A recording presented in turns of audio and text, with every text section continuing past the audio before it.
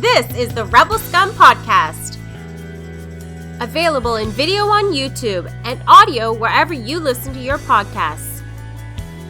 Every week, Brock and James talk the latest rumors, news, and theories from a galaxy far, far away.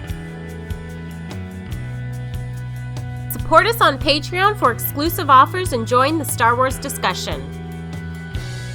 Patreon.com/RebelScumPodcast. Here are your hosts, Brock and James. You are always scum. Rebel scum. Happy January, my fellow scumbags. This is Good Will Hunting. I am Andrew Fantasia. You are probably a Star Wars fan. That's why you're here. If you're not, hi, what's up? I think you clicked on the wrong button, but welcome aboard anyway. So we are about waist deep in the book of Boba Fett. It is turning out to be one hell of an interesting series that I am really personally digging. And last time on the show, they dropped a little tidbit of lore from Legends Past. They talked about the Witches of Dathomir riding the mighty Rancor. So today on Good Will Hunting, I want to talk to you guys a little bit about the Witches of Dathomir and where and how all of their legends started, because there's a lot of lore there to be tapped. The Witches of Dathomir are a group of Force-sensitive women who hail from the planet Dathomir, surprise, surprise, and they are separated into several different clans. There are clans of these women all over the planet Dathomir, and as is usual when it comes to Star Wars, we have seen only the tip of the iceberg. Even though they were all over Legends, they made their canon debut in the Clone Wars cartoon.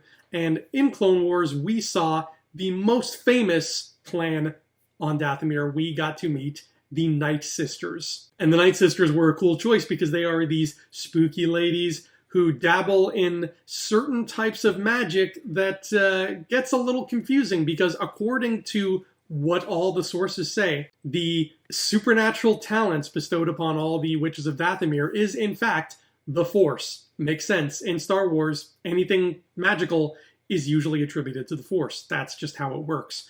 But the thing is, what we see the Witches of Dathomir doing, particularly what we see the Night Sisters doing in the Clone Wars, doesn't look like any kind of Force we have ever seen. Take, for example, the big moment where the head of the Night Sisters, Mother Talzin, uses her power to give Darth Maul new legs. This scene looks like it could be ripped straight out of The Lord of the Rings or The Black Cauldron. There's very little Force visually to be seen here. It's all a bunch of swirling green mist and really spooky Halloween-y magic show acts that you just don't see in Star Wars. It is a very different type of energy. Some fans speculate that this is not the Force at all, but a different thing entirely. In the same way that the Force is balanced between the light and the dark, some people theorize that there are two opposing supernatural forces and that this is the less powerful but still very strong, dark and creepy one to the Force's light, if that makes any sense. I don't know if that holds water, but it's not outside the realm of possibility because of how different this looks. We've seen characters of all kinds use the Force in tons of different ways throughout all the different mediums of Star Wars, but this is the only time and place we have seen magic with swirling green mists that conjures up strange spirits and does things in this particular way. Mother Talzin, who is the head of the Night Sisters, she's a very interesting character. She pops up a lot in the Clone Wars until finally she is defeated at the hands of General Grievous. Grievous and the Separatists come and take down the Night Sisters, and Talzin is one of the casualties. You see this happen in Clone Wars, and you also see bits of this story happening in the Darth Maul Son of Dathomir comic book. And clearly the people behind Clone Wars were classic horror fans, because if you listen to Mother Talzin's voice, it's basically an impression of the character Maliva from The Wolfman, played by the actress Maria Uspenskaya. Maliva is the Romani woman who tells Lawrence Talbot all about the Wolfman curse and speaks the classic phrase, "Even a man who is pure in heart and says his prayers by night may become a wolf when the wolfbane blooms and the autumn moon is bright." Seriously, they just don't make monster movies like they used to. I'm still waiting, Universal. I'm still waiting. We also got a great taste of Dathomir, probably the most detailed taste we've ever gotten, in Jedi Fallen Order, because hey, we got to explore Dathomir. Yes, it has taken 40 years, but Star Wars finally came out with a video game that lets you actually explore the planets a bit. Now we just need that open world game. You know, the one where I can go all over Tatooine at my leisure. Still waiting, video game industry. Still waiting. But what we get of Dathomir in Fallen Order is good enough to tide me over. It is a scary place with a red sky and crumbling canyons and haunted valleys and lots of other unsavory things like giant spiders that spit acid and, oh dear God, get me out of this place. But it is here on Dathomir where we meet one of the few surviving Night Sisters who managed to avoid being purged by the Trade Federation, the character of Merrin. And Merrin becomes, in my opinion, one of the most fascinating characters of Fallen Order, and it's a shame she comes so late in the game. So I'm really hoping that A, they make a sequel to this, and B, she plays a bigger part in the sequel. Merrin actually gives up her life on Dathomir to join Cal Kestis in helping take down the Empire, because as she puts it, Night Sisters and Jedi don't travel together, but survivors simply must do what they have to survive. Dathomir is not the place it once was. Her clan is not what it once was. She is out searching for new meaning, and she joins the crew of the Mantis. What would be really sweet is if the sequel takes a page out of, other video game sequel books and lets us play as Merrin. Because as we've seen, she can do some of that crazy green puff magic stuff. So imagine being able to pull that off. Still waiting, EA. Still waiting. Now, if you happen to be a Witch of Dathomir, like I said, there are many, many clans you could be a part of, and the one we see the most, the Night Sisters, is only one of those clans. According to Wikipedia, some of the other clans that have been mentioned in and around Legends and canon are the Singing Mountain Clan, the Misty Falls Clan, Red Hills Clan, Dreaming River Clan, Great Canyon Clan, Frenzied River Clan. I feel like those guys are a lot of fun at parties. Broken Columns Clan, Bright Sun Clan, Red Mud Potters Clan, and Scissor Fists Clan, just to name a few. To me, the beauty of Star Wars, why I'm such a big fan, is because of things like this.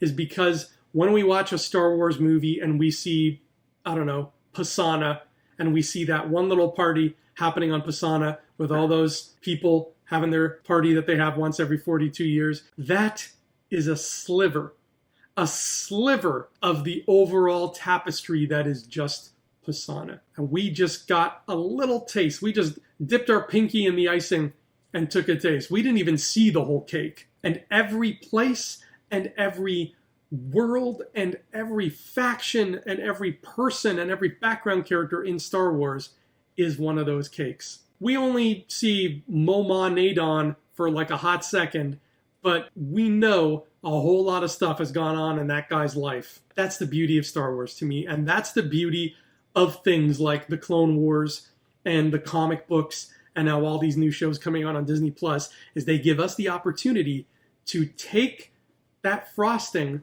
and see what the rest of that cake might look like. But okay, I've talked about the Night Sisters in great detail. I've talked about the Witches of Dathomir in great detail. But what's the deal with riding Rancors? I mean, that hasn't come up yet. You don't see them riding Rancors in the video game. You don't see them riding Rancors in the Clone Wars as far as I can remember. So what's happening here? Well, to find the answer, we have to once again jump back deeper and deeper into some dusty old corners of Legends. Let me please present to the court Tenennial Joe, a Legends character who I became familiar with thanks to the Essential Guide to Characters. Tenennial Joe first debuted in the novel The Courtship of Princess Leia. She is a Dathomirian witch from the Singing Mountain clan, and when Luke Skywalker meets her and befriends her and gets to know more about her and her culture, Tenennial Joe tells him this: "While Rancors dined on others, the daughters of Alia prospered from generation to generation, teaching their own daughters the spells. We divided into clans, and for a long time the clans vied for men in friendly competition, stealing mates. We governed ourselves, punished anyone caught using the night spells. In my grandmother's day, we pushed the wild rancors from these mountains. My grandmothers hunted the last of them. We hoped for peace at last.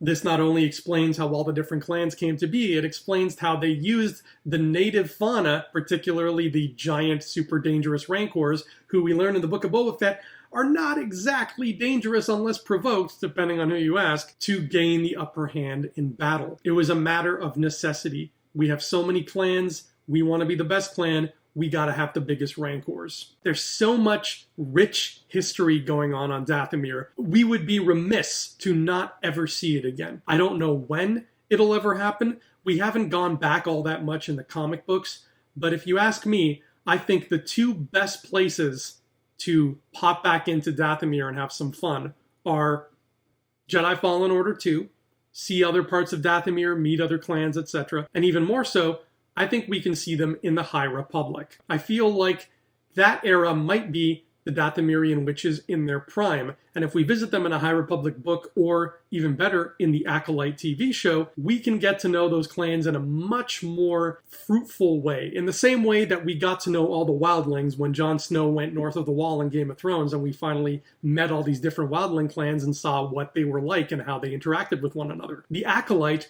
can do something similar. We don't know if that show is going to be a miniseries like Boba Fett or if it's going to be an ongoing thing like The Mandalorian. But if it is ongoing, that gives us a lot more room to play in those haunted Dathomirian canyons. I'm still waiting, Lucasfilm. Still waiting. Anyway, I hope you all enjoyed that lick of frosting that was the Dathomirian witches, including the Night Sisters, Mother Talzin, Asajj Ventress, Merrin, and the Rancor-riding clans that came before them. What do you think of the Night Sisters? Have they been a favorite of yours? Have they just kind of slipped under your radar? And when and where do you think we'll see them again? Anyway, that's all for today, scumbags. Thank you so much for watching and spending some time with me. I will see you all around shortly. Until then, may the force of others be with you. Hey scumbags, thanks for watching. Don't forget to give us a thumbs up on our video. As always, please subscribe to our YouTube channel, Rebel Scum Podcast, for all the latest videos.